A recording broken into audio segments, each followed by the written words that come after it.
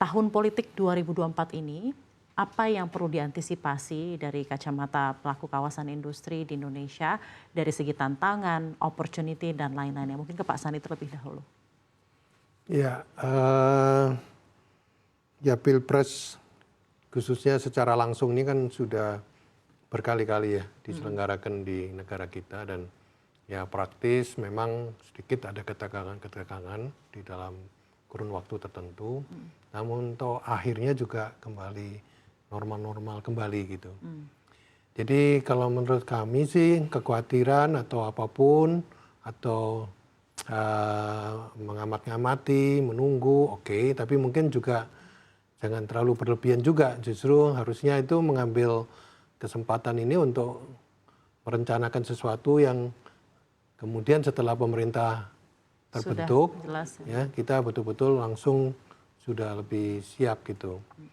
Ya, cuman ya kembali lagi mungkin harapan kita kepada pemerintah ya, khususnya ya dalam hal ini kan kita nih pengusaha ini kan yang paling khawatir nih kalau terjadi sesuatu yang sifatnya gangguan-gangguan keamanan itu ya.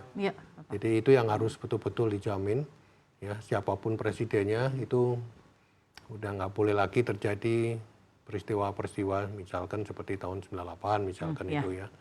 Itu yang harus dijamin. Jadi nomor satu mengenai masalah itu. Yang kedua ya kembali lagi nanti dengan pemerintah yang baru ini ya diharapkan juga kebijakan-kebijakannya jangan sampai ada perubahan-perubahan yang terlalu drastis ya. Kalau lebih baik sih oke gitu ya, tapi kalau tidak lebih ke pro business. Jadi not too much uncertainties gitu ya. Betul, betul. Itu buat kita di kalangan pengusaha itu yang paling menjadi, dan makanya kita melihatnya itu kecenderungan sebuah negara konsisten dan sebagainya itu kan bukan dalam kurun waktu yang pendek tetapi jangka panjang. Tapi kalau itu memang dilakukan situasinya tidak menentu itu berkali-kali, itu akan akhirnya menjadi kekhawatiran gitu.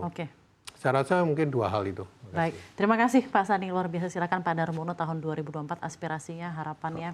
Kalau saya pikir ya kita harus siap yang paling jelek, karena kita jangan jangan ambil dulu sikap yang wah ini nanti bakal baik. Tentu kita berdoa dan berharap the best, tapi kita harus prepare the worst. Nah untuk itu tadi soal keselamatan Pak Sandi sudah singgung. Jadi itu yang menjadi pertama, kita siap kalau sampai ada keributan, bagaimana menjaga kawasan kita. Nah kalau di kita udah jelas, kita kerjasama dengan polisi dan militer. Ya, kemudian itu when ada, the worst happens, ya, Pak, ya, terus kemudian preman, itu juga satu force yang kita harus rangkul. Sehingga kalau ada apa-apa kita bisa melindungi, kita punya pelanggan. Nah serikat pekerja kita harus kerjasama. Sehingga kawasan industri kita itu harus betul-betul bertanggung jawab terhadap para pelanggan kita.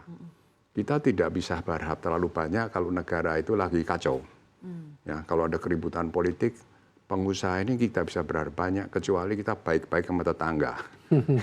Jadi kok kebakaran tuh kita minta tolong tetangga, bukan saudara kita yang tinggal di Australia, di Singapura, begitu kan. Nah itu, tapi kemudian keamanan di sana juga ada. Nah jadi misalnya di Jabeka kita bangun Makorem bekerja sama dengan TNI. Kita bangun kita berikan tanah 2 hektar kepada polisi. Jika maulah Polres yang paling mewah di Bekasi itu. Itu membuat pelanggan juga merasa tenang, tidak panik, tapi juga aparat-aparat yang juga siap. Karena ini proyek vital nasional kok. Objek vital ya. Iya, betul Pak. Jadi antisipasi dan mitigasinya itu ya Pak ya, untuk harus siap for the worst. For the worst di 2024.